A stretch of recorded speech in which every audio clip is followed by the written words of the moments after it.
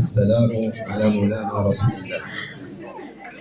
باسم جمعية الشباب للتنمية والتربية على الديمقراطية، وباسم كافة أعضاء المكتب المسير والأعضاء المنخرطين واللجنة المنظمة والمتطوعين، نقول بحضورنا الكرام بقلوب مملوءة بالمحبة وأفئدة تنبض بالمودة وكلمات تبحث عن روح الأخوة، أهلا وسهلا ومرحبا بكم. حضوركم شرف لنا يضفي علينا أنسا وسرورا، فبارك الله في مسامعكم وجعل الجنة مثوانا جميعا. نرحب بالشركاء الأساسيين لجمعية الشباب للتنمية والتربية الديمقراطية، الوكالة الوطنية لمحاربة الأمية في شخص السيد المندوب الإقليمي السي قاسمي، وكذلك السي رشيد، وكذلك الشريك التعاون الوطني. كذلك نرحب بالحضور الكريم، ولكل الأصدقاء والأحباب ورؤساء الجمعيات لكم منا تحية طيبة.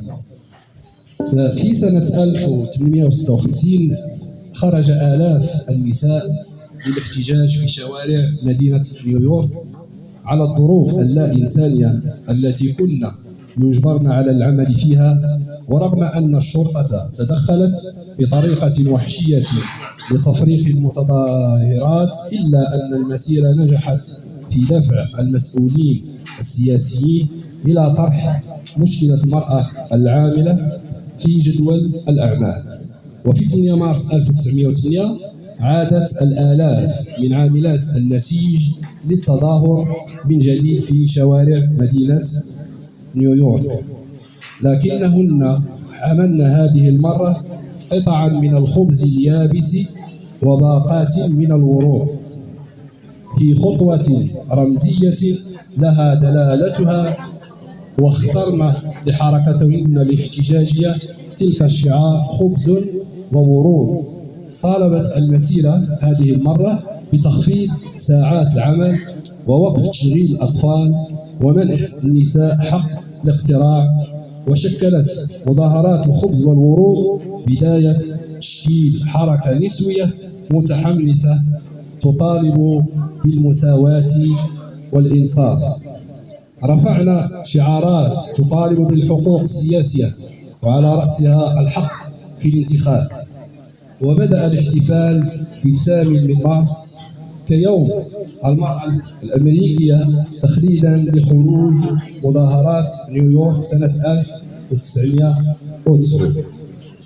وقد ساهمت النساء الأمريكيات في دفع الدول الأوروبية إلى تخصيص 8 من مارس كيوم للمرأة، وتحول بالتالي ذلك اليوم إلى رمز لنضال المرأة تخرج فيه النساء عبر العالم في مظاهرات للمطالبة بحقوقهن ومطالبهن. فأصبحت 8 مارس يشكل مناسبة لاستحضار ما حققته المرأة بصفة عامة، والمرأة المغربية بصفة خاصة من إنجازات ومكتسبات، ودورها الهام في مختلف المجالات. ويقام هذا اليوم للدلالة على الاحترام العام وتقدير وحب المرأة لإنجازاتها الاقتصادية والسياسية والاجتماعية، وهو مناسبة للاحتفال بأعمال النساء وشجاعتهن وثباتهن في أداء أدوار استثنائية في تاريخ بلدانهم. وخير ما قيل عن المرأة هو ما قاله خير البشرية محمد صلى الله عليه وسلم: إنما النساء شقائق الرجال، فما أكرمهن إلا كريم، وما أهانهن إلا لئيم. بل إن النبي صلى الله عليه وسلم أوصى الرجال بالاهتمام بالزوجة والأخت والبنات والأمهات والإحسان في معاملتهن وحسن معاشرتهن وإعطائهن حقوقهن، حيث قال عليه أفضل الصلاة والتسليم: استوصوا بالنساء خيرا. وقال صلى الله عليه وسلم: أكمل المؤمنين إيمانا أحسنهم خلقا، وخياركم خياركم لنسائهم. أيها الحضور الكريم، بمناسبة اليوم العالمي للمرأة الذي يصادف 8 مارس من كل سنة، تنظم جمعية الشباب للتنمية والتربية على الديمقراطية حفلا يتخلله تعريف عن هذا اليوم من أداء الأستاذة الجليلة سعيدة المقدم.